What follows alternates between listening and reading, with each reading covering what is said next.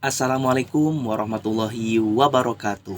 Alhamdulillahirrabbilalamin. Wabihi nasta'inu ala umuri dunya waddin. Wassalatu wassalamu ala asrofil anbiya'i wal mursalin. Wa ala alihi wa sahbihi ajma'in. Kembali lagi bersama saya Majum dari Universitas Islam Negeri Sultan Maulana Hasanuddin Banten, jurusan Komunikasi dan Penyiaran Islam.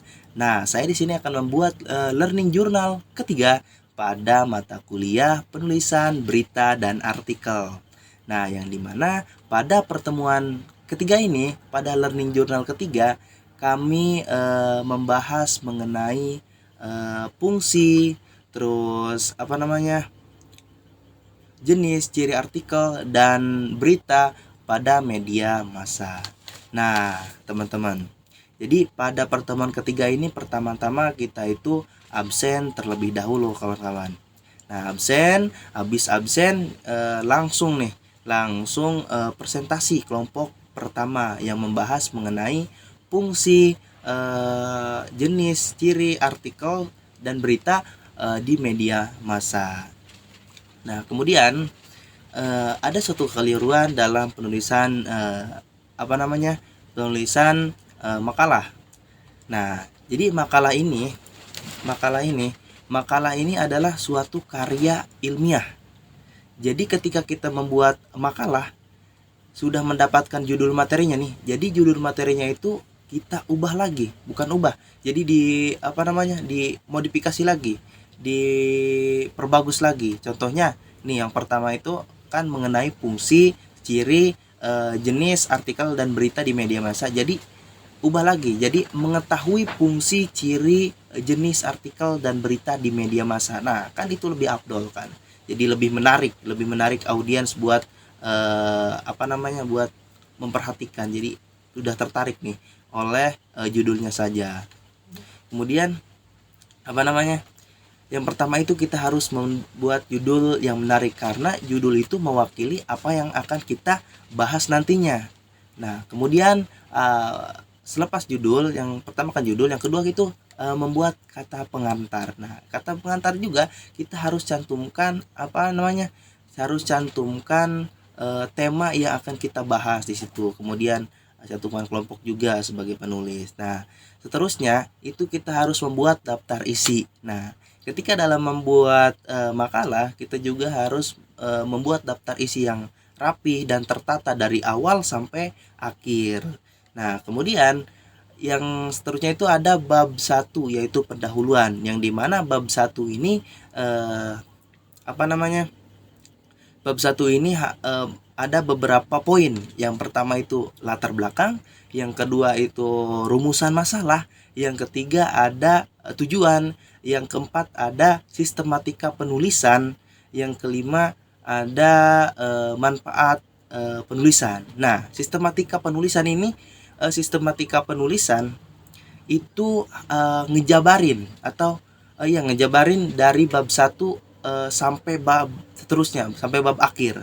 Nah, dan manfaat penulisan ini ada dua, teman-teman. Ada dua manfaat penulisan. Yang pertama itu manfaat akademis, yang kedua ada manfaat praktis.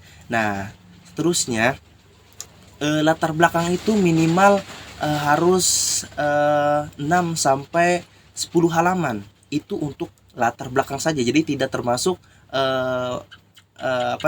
rumusan masalah dan setujuan dan lain sebagainya. Itu tidak termasuk. Jadi latar belakang itu minimal 6 sampai 10 halaman. Kemudian lanjut ke paragraf. Dalam membuat suatu paragraf juga, kita itu harus membuat satu paragraf itu satu pemikiran. Jadi contohnya kita mengutip dari salah satu buku atau jurnal, kita itu harus satu pemikiran. Jadi harus dari satu buku itu jadi dibuat satu paragraf gitu. Jadi kutipannya, bukan kita copy paste dari buku tersebut ya, kawan-kawan. Nah, kemudian kita juga dalam membuat makalah itu penelitiannya yaitu penelitian kualitatif ya. Lanjut ke bab 2, di mana bab 2 ini mengenai pembahasan. Nah, dalam membuat suatu pembahasan dalam makalah itu harus 8 sampai 10 halaman. Jadi 10 halaman tentang mengenai pembahasan yang kita buat dalam makalah tersebut.